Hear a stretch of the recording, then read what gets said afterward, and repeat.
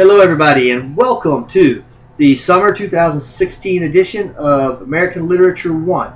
This is English 2131, and I am Mr. Smith. I will be your professor for the next 5 weeks. And that's 5 weeks because this is a B-term summer semester. So we're going to try to do as much as we can in 5 weeks' time. I'm not going to overwhelm you, but I do want to caution you not to fall behind and to try and stay caught up with the work. So, the first thing I want you to do, and I'm going to try to keep this video as brief as I can, but this will probably be the longest of the 5 videos. Go ahead and pause for just a second whenever I tell you to. Hit the pause button and go into the 2 modules. One of them is the syllabus schedule module. Open up the syllabus that's in there. It should be the top file. And then go into the Native American Creation Stories module and go ahead and open up the instructions for that. Now, you can print them if you feel better that way. Personally, I always print them, but if you don't have the paper or you don't have the printer ink, it's okay to just go ahead and minimize it, because all I'm going to do for this video really is talk to the camera. I'm not going to have any special effects or anything like that. So go ahead, hit pause now, and go ahead and find those 2 documents and open them up and or print them. Alright, I'm back. We're going to go through the syllabus first. If you're in this class, you have most likely taken English 1101, 1102. Those are requirements for this class. So you know what a syllabus is. So all that stuff on the top you've seen before. The main things I want to point out here, this class is asynchronous online. That means you don't have to sign on at a certain time in order to listen to me lecture. All the modules are already uploaded. You can pretty much go at your own pace, but I would recommend about an essay per week. And I will grade the essays probably on Mondays. And so then what you're going to see is, if you haven't got the essay in from the previous week, you'll see a 0 go in there. So you want to stay caught up. You can work a little ahead if you want to. But try not to fall behind, because this is a 5-week semester. And if you fall behind 1 week and have to do 2 weeks worth of work, some semesters that'll be the equivalent of having to do like 4 weeks worth of work. So make sure that you try to stay on target.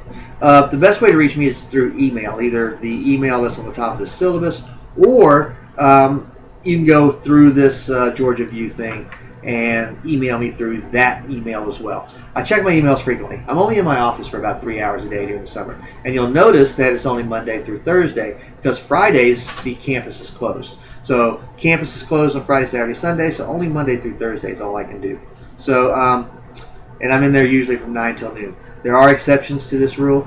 For example, yesterday I had meetings from 10 till 12 for one of those committees about the consolidation, the Dartmouth State College and Albany State consolidation. So I think in a couple more Mondays we're going to do that again. So on that day I might not be in my office because I may be at this little committee meeting. But generally speaking, I'll be available during those times. If you're living in Albany or you're on campus, I'd love for you to stop by and say hi.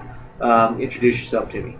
If you live outside of Albany and getting to campus is a bit of a hassle, don't feel like you have to come say hi to me. But it's always nice to have a little personal touch with these classes.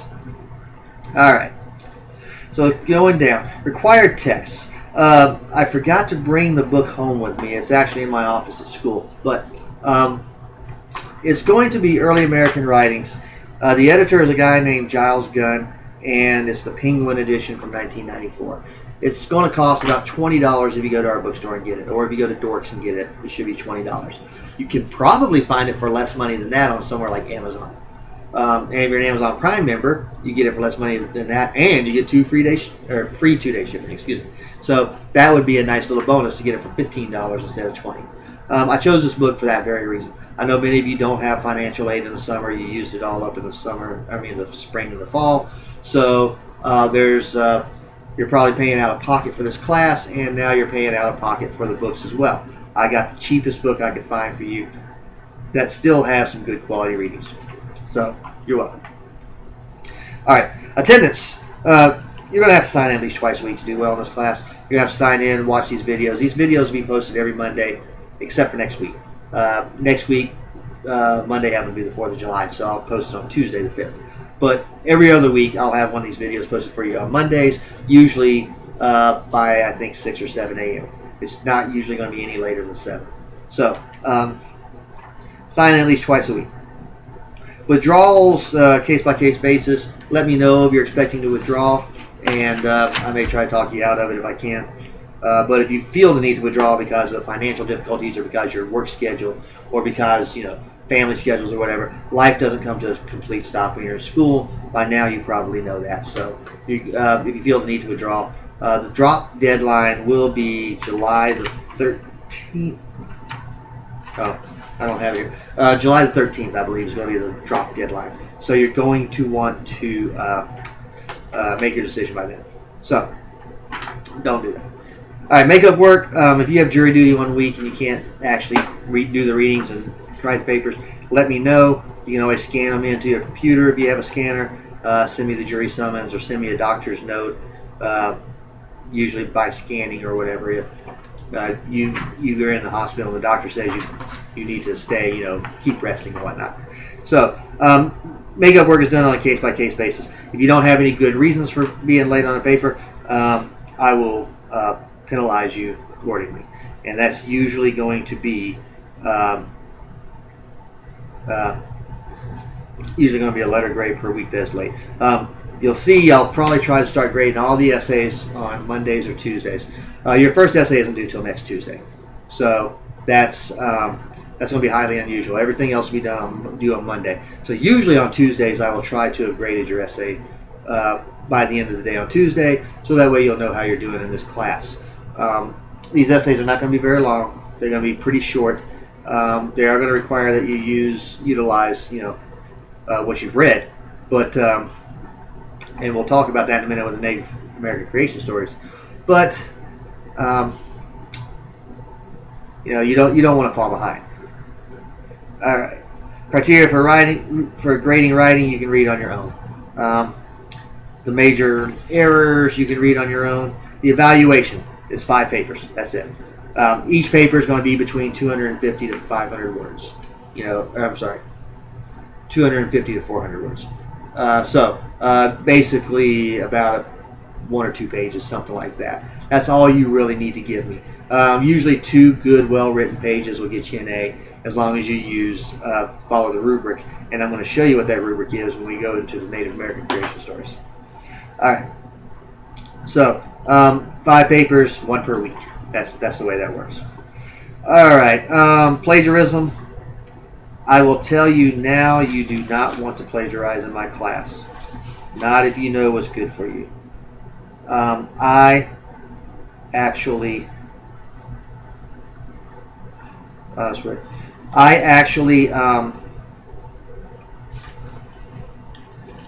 will give you a 0 the first time you plagiarize in this class. And everything you're going to submit is going to be in a Dropbox, and it's going to all go through the turnitin.com. So once you submit something, if you've plagiarized, I'm going to know it. And then once I know it, then the next thing that's going to happen is you're going to get a 0 and an email from me warning you not to plagiarize a second time. I have had students plagiarize a second time, because the first time I caught them was an accident apparently. So once I catch you a second time, you get an F for the semester. Once you get 0s on 2 papers, there's no way you cannot get an F anyway.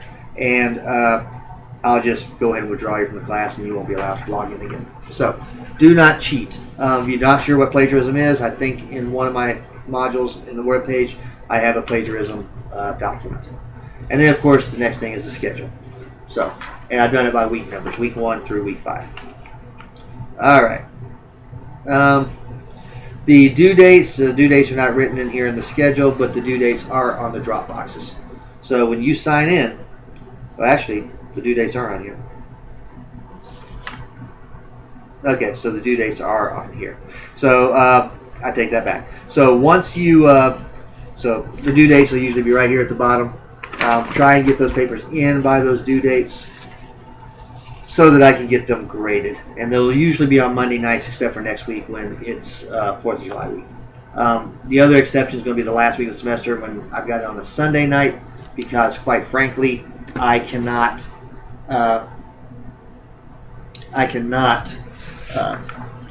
grade those papers in time to get the grades into the registrar on time, because I'm supposed to get those grades in by Tuesday. So if you give me until midnight on Monday night, I won't be able to get those grades in on Tuesday. So that's where we stand on the syllabus. All right, that's the longest part of this video. Everything Every video after this will not be this long because we won't be going through the syllabus. We'll only be going through what this is for the rest of the weeks. So these videos will usually be about 3 to 5 minutes. But this one's going to take a little bit longer because I do want to go through the expectations and the rubric. So, open up the Native American Creation Stories essay. Oh, that's actually 400 to 600 words. Okay. So between 400 and 600 words. Basically 2 really good, well-developed pages. All right. The assignment will always be at the very top. In this case, there's only one question. For the rest of the weeks, there's going to be multiple questions. And I want you to compare the Native American stories to Genesis. So what you're going to find, here's what I want you to know. Every week I'll tell you what I'm wanting you to look for as you go through these readings. For the Native American creation stories, what I want you to understand is how there are similarities between Genesis, which is the first 4 chapters, that's the Adam and Eve story, the Garden of Eden, and the stories from the Native Americans.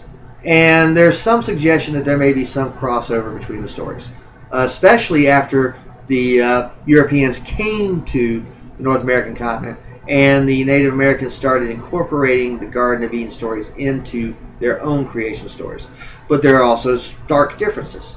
And many times the reason for that is going to be because of the Native Americans using what they saw around them in order to understand how to tell a story. They incorporate those things. So as you might can imagine, as we look at the schedule here, that the Bering Strait Eskimo, which is up and around Alaska and up in Canada areas, is going to be a little bit different than the Cherokee creation stories of the southeastern United States, because it doesn't snow all that much down here in the southeast, and it really didn't snow all that much in Cherokee Nation. So those are going to be different. Winnebago, I believe, if I remember correctly, is around the Minnesota area. So they're going to be a little bit different. Theirs are going to have more water in them because there's lots of lakes up in that area. So you're going to see some similarities and differences, a lot of times based upon the surroundings that these stories were conceived in and told in. Usually the Native American stories were not written down because most Native American tribes did not have written language. So a lot of times they were passed down orally. And then again, as the Native Americans came in with their missionaries handing out Bibles, some of the Garden of Eden may have gotten incorporated into those stories. So, here's what I don't want you to do on this paper. I don't want you to bear your testimony to me. Even if your faith in God is super strong and you go to church 3 times a week and you can't go to bed at night until you've read some of the Bible and you want to profess your love for God and Jesus, don't do it in these papers. This is an academic exercise. This is not a spiritual exercise. So I want you to follow the instructions where you're comparing the other stories. Do not give me an editorial. Don't tell me, and I've seen students do this, do not tell me that, the Cherokee story is all wrong because the Bible says that all that happened in the Garden of Eden. That's not what this exercise is about. You may believe that. You may fervently believe that. But what I want you to do is take a look at the differences and similarities. That's all this is. All right. Try to get all 3 of them in there if you can. All right. Now, again, most of the time I would stop right there. But since this is the first paper, I want to take a moment to go ahead and go through this paper and tell you what my rubrics and expectations are. So we start with expectations. I do not want a story summary. This is something you should have learned in English 1102. Don't summarize the story and say, well, in this creation story, blah, blah, blah happened. And then in the next creation story, blah, blah, blah happened. And then, don't do that. Just answer the question. What do you see that's similar? What do you see that's different? All right. Your paper should be foregrounded in logos. This goes back again to what I just said about not bearing your testimony. Give me facts that can be proven by what's written on the paper. Do not, under any circumstances, give me, my faith in God is strong, therefore the Garden of Eden story is the only correct one. Because there's some question about that as well. I do expect direct quotes from the stories and from Genesis. So don't just say, X happened. Give me the quote from the story, and blah, blah, blah, blah, blah, like that. So there is a quoting prose. We're not doing any poetry this semester, but there is a quoting prose handout in the MLA folder that will show you how to properly fill these out. So give me that. Give me direct quotes. And then use specific details. Don't use words like stuff, things, they say. I mean, I don't know who they are, right? So give me specific details. Don't give me vague general words like the ones I've just mentioned, or any other words where we can't point to the person or the thing and say, that's what's being talked about. All right, then I got the rubric. I have spelled the rubric out for you. I'm going to give you, when I give you the final grade, I'll have this all broken down. So if you do all 6 of these things, if I have, the rubric's on the next page, starting with formatting. If I open up the document and I see it's 12-point Times New Roman font, I see that the margins are 1 inch all the way around, I see double spacing, no extra spaces, and the correctly formatted header, I'll write a 6 out of 6. That'll be that part. Thesis statements, this is something you should have learned as far back as English 1101. A good paper always has a good thesis statement. Something that we can point to and say, this sentence is going to sum up in one sentence what this paper is about. I want to be able to find that thesis statement and know that this sentence tells the reader, that's me, exactly what I can expect in the essay. The 3-pronged thesis statement is probably the best way to go. X is true because of A, B, and C. And that's just an oversimplification, but I think you get the idea. Organization and structure. There should be a very clear beginning. The middle should be divided up with everything that goes together. Don't give me a bunch of haphazard thoughts and statements. And then the conclusion should definitely be a clear conclusion that summarizes or somehow ties the essay up in a knot. I should have a sense of completion when I read your essay. I shouldn't stop and say, wait, this author could have said more. All right. Primary main points. I'm using baseball analogies here. Strong pitching, clutch hitting, and excellent fielding are the main points if I say a team's going to win the World Series. Usually your main points are going to be expressed. You can express them in a 3-pronged thesis statement. You can have that as part of your main points. And then the main points are usually going to be expressed again in the first sentence of every paragraph. So if you're thinking I'm asking you to write a 5-paragraph essay, that's right. That's what I'm asking you to write. So in the topic sentence, that first sentence is going to tell me what the rest of that paragraph is going to be about. And then going back to the structure, everything in that paragraph should be about what that topic sentence says it's going to be about. So usually after I read the topic sentences or the first sentence of every paragraph, it should be clear to me what the main point is. The supporting details are the details filled in. So again, going with my baseball analogy, strong pitching is the main idea, the main point. How do I back that up? Well, this is where we get into statistics. This is where we get into quotations. Starters have the lowest ERA in the league. If you're not a baseball fan, trust me, low ERAs are good, high ERAs are bad. Middle relief has a lot of powerful arms. That doesn't necessarily mean that this is going to be a great team because of guys in the middle relief. By the way, the middle relief means guys that pitch from like the 3rd inning up through about the 7th or 8th inning. So those guys have strong arms. Now, it doesn't necessarily mean that they're going to win every game, but it's good to have good, strong arms in the bullpen. And then the closer has not blown a save all year. Basically, for those of you that don't follow baseball, a save is when a pitcher comes in the 9th inning and then secures the win by getting the final 3 outs without giving up the lead. He gets a save. If he gives up the lead, either by a tie or by letting the other teams pass him, then that is actually what's known as a blown save. And you want your saves number to be way up here and your blown saves number to be 0 if possible. So those are the main details. So once you've given me a main point, give me specific examples. And I'll tell you this, use of the word for example in your essay will go a long way towards getting you a better grade. Because once I see for example, I'm like, a detail. This is something that's going to help the cause. Also notice that aside from the grammar, secondary supporting details are worth 20 points. All right. Next is direct quotes. Again, if you go into the MLA folder, there is a handout that tells you exactly how to do a correct quote, direct quote properly. Follow that handout. I put it in there just so you could get that information. And I think I used William Faulkner's A Rose for Emily to show examples, but those examples apply to our book too. And you're going to want the book because you're going to definitely want the version of each creation story that's in the book, not one that you find on the internet, because on the internet they may have different versions. So definitely use the textbook.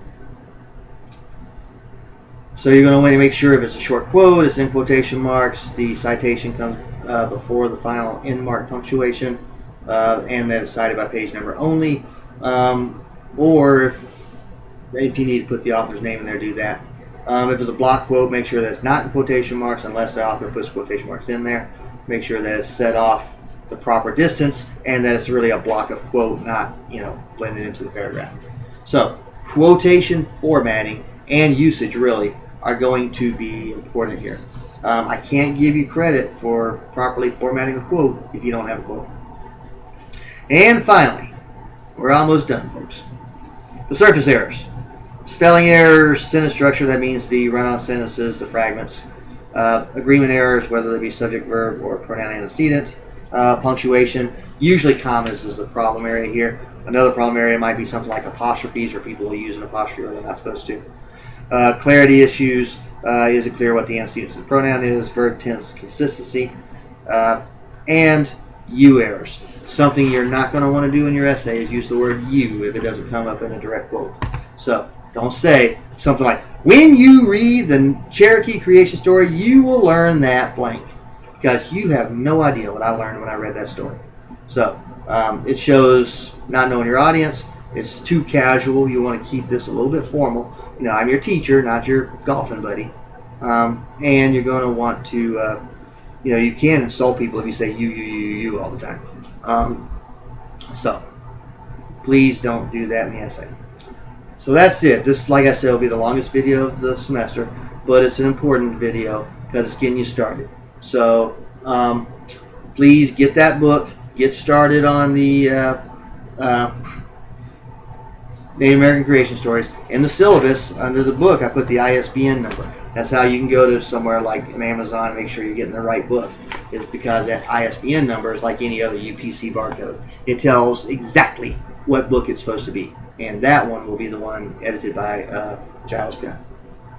All right, so if you have any questions, email me. Welcome to the class. I'm looking forward to seeing your thoughts as we go through this semester and we read some very good stories and some very important historical documents that will hopefully give you a better understanding of how the United States was formed, the principles upon which it was based on, and why we think the way we do today.